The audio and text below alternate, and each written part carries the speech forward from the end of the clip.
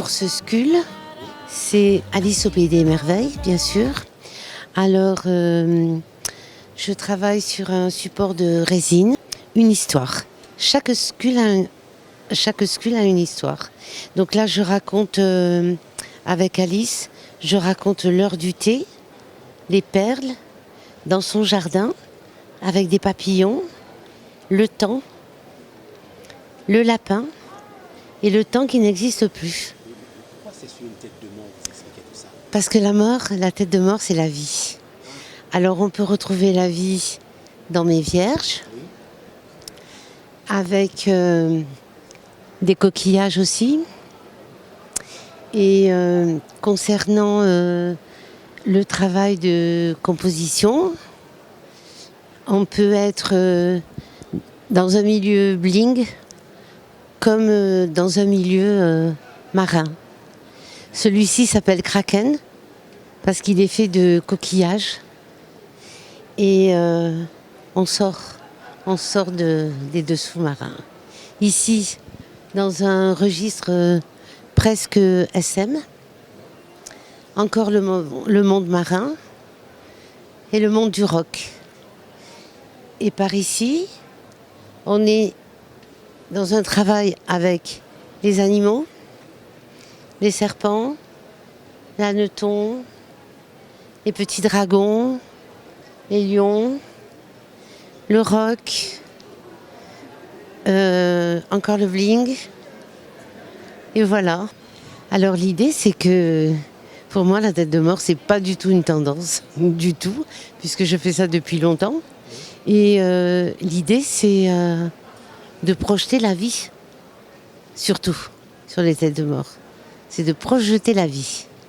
Nous ne sommes que poussière. Donc, à nous, artistes, de rendre la mort aussi belle. Mais vous ne pensez pas qu'il y a une contraste? Parce qu'il y a des gens qui ont peur de la mort. Justement, le contraste, il est au quotidien, dans notre vie. Qu'est-ce que vous souhaitez que les gens apprennent, comprennent de vos créations? Que nous sommes poussière et que la vie est belle. Et que dans le quotidien, on rencontre aussi bien du rock que la mer. Et que tout ça, il faut le protéger. Il faut protéger tout ça. Et il faut rendre belles les choses. Monsieur Verne, merci beaucoup. Chat, hein, j'en ai 8 à la maison. Donc celui c'est un des 8. Et en fait, la technique permet de travailler sur 2 aspects de la peinture acrylique. Peinture à l'eau, donc. Là, une peinture que vous avez le soir avec une lumière électrique et un peu de lumière noire. Et une peinture où vous n'avez que de la lumière noire, ou l'être dans un noir total qui permet d'apprécier la partie fluorescente de la peinture. Voilà. Ce tableau, les papillons, vous avez mis combien de temps pour le faire? Oui. Oh, je quantifie pas mon temps, mais je dirais, je sais pas, à peu près une bonne semaine de travail. C'est à peu extrêmement près. précis. Je vais très vite. Je suis de toute façon. Ah oui, je suis très très très productif. Donc voilà. Et celui-là, c'est le tout dernier de la création, de ma création. Voilà. Voilà. Alors, qu'est-ce que vous souhaitez que les gens retiennent de vos créations? Ah bah, la luminosité que vous retrouverez dans aucune autre peinture, c'est impossible.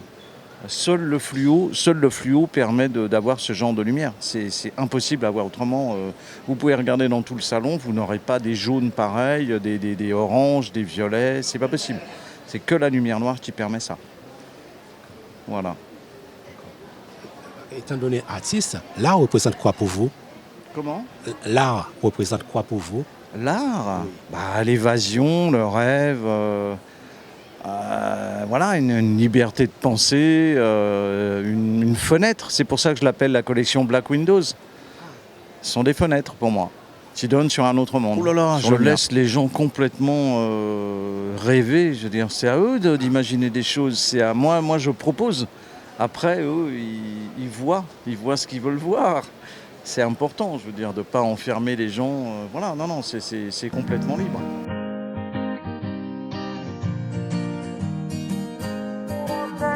Et Je travaille essentiellement sur des personnages, la joie déjà, je travaille sur les sentiments, les jolis sentiments humains, et je suis inspirée par l'Asie. Je voyage chaque année en Asie et j'ai été toujours émerveillée par les sourires, notamment la première fois où je suis arrivée en Birmanie, où les gens me souriaient dans la rue. Donc j'ai décidé de travailler sur cette joie profonde qu'on recherche tous. Et celui-ci, donc c'est Ato, ça veut dire la colombe en japonais, et c'est parti d'une rencontre au Laos d'un moine justement qui avait ces oiseaux en cage, et les touristes pouvaient acheter les oiseaux pour les libérer. Ça, c'était un peu commercial, mais vraiment dans le bouddhisme on dit que les animaux n'ont pas le droit d'être enfermés, et que quand on trouve un animal enfermé, il faut le libérer. Donc encore, on a beaucoup de joie sur le stand, puisque celui-ci il est heureux, on sent qu'il est en extase de joie là, sur la vie, et il rit tout seul, ou on peut lui mettre des copains aussi. Et voilà les couples. Alors ces couples, c'est tout nouveau, c'est ce sentiment de symbiose entre l'homme et la femme, ou entre un couple, et il y a cette douceur où juste la main ressort de ce bloc de tendresse. Alors, la femme libre. La femme libre, alors ça c'est aussi mon histoire, puisque en France on a la chance de pouvoir être qui on veut, et en tant que femme on peut s'épanouir librement, et pour moi c'est une pièce qui est très très importante. Alors voilà, encore un couple, c'est l'étreinte, donc où il y a ce sentiment de lâcher prise totale dans cet amour et dans cette tendresse. L'art représente quoi pour vous ? Pour moi, c'est une question d'émotion, c'est une vision de la vie, et quand on a la chance d'avoir ce don, de le travailler au quotidien, et mon propos, moi, c'est vraiment de travailler sur la joie de vivre, et qu'on a la chance de pouvoir le transformer en matière, et d'émouvoir les gens, de toucher l'émotion des gens. Pour moi, c'est quelque chose de miraculeux, de magique. Alors, dans votre cœur, comment vous sentez tout ça ? Je suis content parce que c'est un peu l'objet de mon travail, c'est que des personnes puissent prendre le temps de cette écoute intérieure. Pour moi, c'est important à notre époque de savoir aussi être attentif à ce qui se passe à l'intérieur de soi. Et c'est un peu une métaphore, quand je m'assois au cœur de l'arbre, je m'assois tout simplement au cœur de moi-même. Étant artiste, comment vous pouvez définir l'art ? Non, alors là, je ne peux pas définir l'art. Moi, c'est juste un dialogue, une inspiration avec l'arbre. Et je ne sais pas vraiment définir ça. Je pense que c'est plutôt une conscience qui nous traverse et dont on fait partie. Et on est un peu au service de quelque chose de plus grand que nous. Donc je l'ai nommée Angela. Angela Davis, bien sûr. C'était, je ne sais pas pourquoi d'ailleurs, parce que moi c'est toujours mon inspiration, elle me vient comme ça, un peu à tout venant. Et j'avais lu des articles, et bon, on connaît un peu l'histoire d'Angela Davis. Donc voilà, j'ai traité ça le plus simplement possible. Alors c'est une technique, c'est une résine, et c'est une technique de pigments. Alors c'est des pigments d'argent et de la poudre d'or. Donc de la poudre d'or, pardon. C'est de la poudre d'argent, je rectifie, et des pigments noirs. Donc sur une résine, voilà, que j'ai colorée comme ça à tout venant. Voilà, j'utilise beaucoup de techniques. Je suis toujours à la recherche de nouvelles techniques. Ça m'a. Vous avez mis combien de temps pour réaliser ce chef-d'œuvre ? Alors j'ai mis à peu près pour ce chef-d'œuvre, déjà pour la sculpture en elle-même, il faut compter à peu près deux bons mois. Mais je parle de création, parce qu'après il faut faire un moule, il faut sortir, faire un tirage. Et puis bon, après la patine, c'est assez rapide. La patine, c'est assez rapide à faire. Qu'est-ce qui me motive, c'est mon essence, c'est ma vie, j'ai une joie intense. J'ai un atelier au Batignolles, un petit quartier charmant, et c'est mon endroit de bonheur, parce que l'art, ça apporte, moi-même, ça m'apporte beaucoup de bonheur. J'ai la chance d'en faire, j'ai la chance d'en vendre, ce qui est très revalorisant pour un artiste. Et donc, quoi d'autre vous m'aviez posé comme question? Excusez-moi. Oui, votre motivation. Oui, et la motivation, c'est que ça plaise. Bon, alors la vente, mais la vente, on en a besoin. Tout artiste a besoin de vendre. Oui. C'est une reconnaissance. Donc c'est une forme de reconnaissance. C'est un moteur aussi, puisque moi, grâce à mes ventes, j'ai encore plus de liberté. Chaque vente me permet de refaire des nouveautés. Parce qu'il faut reconnaître que c'est un coût, ça revient. Moi, je fais des bronzes depuis 30 ans. J'arrive à les vendre. On ne les vend pas comme des petits pains, mais je les vends. Donc, chaque fois que je fais des ventes, ça veut dire que je peux faire d'autres créations. Donc, vous les vendez dans le monde entier? Alors, je les vends en galerie, je les vends sur des sites. Je n'ai pas à me plaindre. Je les vends bien. Alors, c'est quand même ce sont des prix. Donc, c'est sûr que... Voilà, les gens qui vont acheter des œuvres d'art prennent le temps de réfléchir, Voilà. C'est bien tout ça. Et on voit très bien, vous donnez l'exemple aux gens, la création, tout ça. Et pour finir, en quelque sorte, vous souhaitez que les gens comprennent quand ils voient votre œuvre est affichée quelque part, dans une galerie, dans un centre commercial. Alors, comment vous sentez l'enthousiasme? Déjà, c'est un grand plaisir quand les gens, même s'il y a des gens qui n'ont même pas les moyens, et me complimentent et me disent on a telle sensation, c'est joli, on sent quelque chose de chaleureux, quelque chose de, comment dire, souvent on me dit que mes sculptures sont reposantes. Alors, elles sont reposantes, c'est-à-dire qu'il y a de la couleur pour certaines, donc c'est très vivifiant.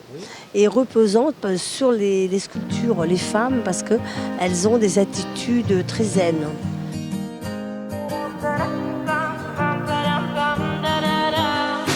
Et est né du coup le clair-obscur, et fait un peu contre-jour, clair-obscur, et puis selon mon imagination, selon mon humeur, des fois je reste un peu dans de la pénombre, des fois je vais un petit peu plus loin dans la clarté.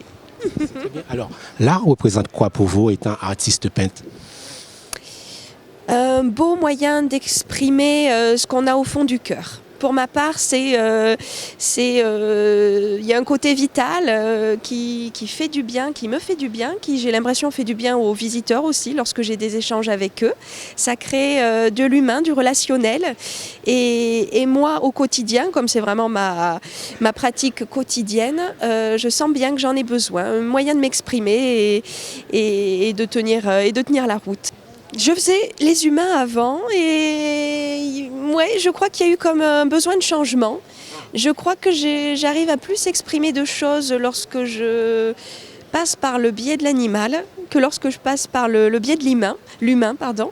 Et oui, les félins, c'est parti à la base de mon amour du chat. J'ai toujours eu un énorme amour pour les chats. Et finalement, ça s'est développé à toute la famille des félins que j'affectionne tout particulièrement. Les lions, les tigres et les panthères noires aussi énormément. Voilà. Qu'est-ce que vous souhaitez que les gens retiennent à travers vos tableaux? La lumière, ce qui me fait du bien quand j'ai des commentaires des visiteurs, c'est quand ils me parlent ça leur procure la lumière et le contraste qu'ils voient sur mes toiles. Ils me disent que ça leur fait du bien à l'intérieur. Ça réveille une lumière aussi chez eux, à l'intérieur d'eux. Et ça, je crois que c'est ce que je préfère entendre. Ça me touche profondément. Et les plus sensibles, ressentent une chaleur, une lumière à l'intérieur. Voyons mon travail sur la lumière picturale. Je comprends, comme vous dites, et après un peu de contraste parce que certains tableaux sont un peu sombres. C'est ça, voilà. Tout se joue sur le blanc, le noir, le sombre, le clair et l'intensité contrastée entre les deux. Merci beaucoup. Merci.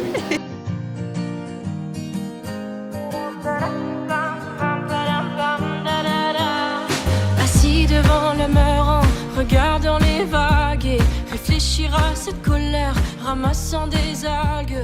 Je me pose un instant tout en hésitant.